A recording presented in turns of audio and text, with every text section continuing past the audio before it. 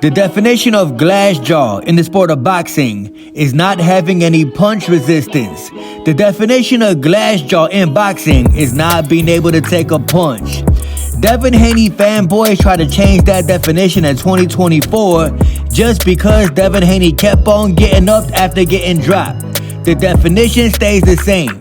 Having a glass jaw means you don't have punch resistance. Anybody could drop you with any type of punch. I am him in that ring. Abdullah Mason got dropped twice in his fight with Mr. Johan Vasquez. Never heard of him. They were tiny, short left hands that had no power in them at all. Now imagine if Gervonta Davis touched that chinny chin chin. Imagine if Carmel Moulton touched that chinny chin chin. Abdullah Mason would not have got up. Johan Vasquez is not even a power puncher, but he managed to drop Abdullah Mason, meaning Abdullah Mason got a glass jaw. Zero punch resistance. But fanboys want to call Abdullah Mason a prospect of the year, knowing that he don't got a chin. Carmel Moulton, in my opinion, is the prospect of the year. At least Carmel got a chin. At least in Carmel's last fight, he proved that he got a chin. Abdullah Mason got a glass jaw, but the man got up, fought back, and he ended up stopping his opponent. Great win for Abdullah Mason. I ain't got nothing against the man, but I must say, he definitely is not prospect of the year because he ain't got no punch resistance, meaning Abdullah Mason got a glass jaw. Shakur don't got a chin like that. Keyshawn Davis' home city of Norfolk, Virginia showed up for Keyshawn Davis, and it was well deserved. Keyshawn Davis took on Gustavo Lemos, a man who cooked Richardson Hitchins in his last fight. A man who got robbed by Richardson Hitchins, even though Gustavo Lemos came in 6 pounds over the weight limit. That did not mean a damn thing to Keyshawn Davis. Keyshawn Davis proved that the man is the truth. Am I a fan of Keyshawn Davis? Absolutely not. I think the man is a clout chaser, but the man could fight, and I gotta give credit where it's due. Keyshawn Davis stopped the man, dropped the man twice in 2 rounds. Gustavo Lemos is looking like a whole clown right now because the man came in 6 pounds over the weight limit because he thought it would give him an advantage. He tried to take a page out Ryan Garcia's book and it completely backfired. Skills pay the bills in the sport of boxing, and Keyshawn Davis was way more skilled than Gustavo Lemos. Like I said, I gotta give credit where credit is due. This was Keyshawn Davis' most impressive win. After the fight, Keyshawn Davis did what Keyshawn Davis does. Use Gervonta Tank Davis' name any way that he could. He called out Gervonta Davis, talking about knock Gervonta, come out and play. I don't think Gervonta was too impressed. Speaking of Gervonta Davis, y'all already know how Twitter go. Twitter is full of trolls who never threw a punch a day in their life, and they probably never will. Gervonta Tank Davis tapped into Twitter, and Gervonta Davis put up these 2 emojis. Some clown by the name of Bear said, "Don't start sneak dissing." He was an Abdullah Mason fan. Gervonta said, "What the hell is you talking about?" This man said, "Abdullah Mason just got dropped." Tank said, "How the hell was I supposed to know that?"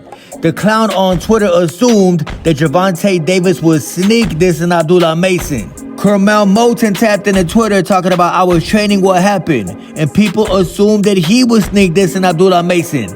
Abdullah Mason is not popular enough to even sneak diss.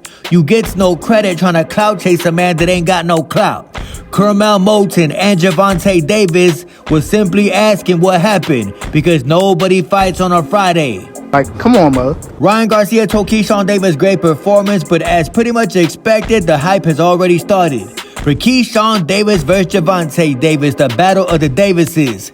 How do y'all think that fight will go? Do not even answer that. Y'all already know how the fight will go. Ass whooping. The NYC rat, Richardson Hitchins, tweeted out, "Keyshawn could come here to 140 and see me, him, and his weak ass brother. Richardson Hitchins, you should not be talking right now because you could not knock out Gustavo Lemos. Keyshawn Davis did." This man responded back to Richardson Hitchins by saying, "He made your toughest fight look easy. You got some explaining to do." No, and you can't talk to me like that. I think we all saw why Shakur Stevenson said he would never fight Keyshawn Davis, because Shakur Stevenson would end up like Gustavo Lemos. There is a reason that Shakur Stevenson does not want to fight this man. He trying to fake a friendship with Keyshawn Davis just so he don't gotta fight the man. And in the safest city on the planet, I'm talking about Philadelphia, Pennsylvania. Right after Jaron Boots Ennis weighed in for his rematch that nobody want to see, Boxeo Ennis, Jaron Boots Ennis' pops, started disrespecting Mr. Virgil Ortiz. Do y'all remember this clip right here? We're gonna meet, but it's gonna be all the way up there. That clip was from 2 long years ago, but it looks like the time is now.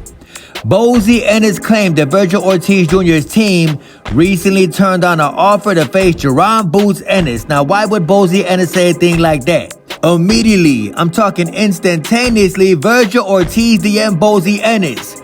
Virgil Ortiz told Boxeo, "Did we even get an offer? This is the very first time I'm hearing about this. Let me know, cause I'm about to talk my shit back." Virgil Ortiz Sr. told Boxeo Ennis, "Hey yo, Boxeo, when did this actually happen? Can you post the offer, the email, the contract of when this offer was actually sent? Post the person's name and actual email. This way, I am able to confront that man. I do not appreciate this, people making decisions for Virgil Ortiz."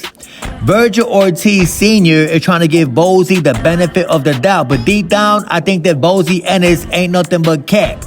I think the man is lying on Virgil Ortiz's name. Said it before, I will say it again. If you are from Philadelphia, Pennsylvania, and you are a boxer from the boxing world, more than likely you cap for a living. Been told y'all 100 million times. Philadelphia, Pennsylvania, and they fighters just ain't cut like that. Hey, yo, Boxeo Ennis, bro, you are way too old to be lying at your age, bro. You are way too old to be making up fairy tales. I do not think that Virgil Ortiz Jr. is scared of Jaron Boots Ennis. Tank is just the best. Tank is just the best.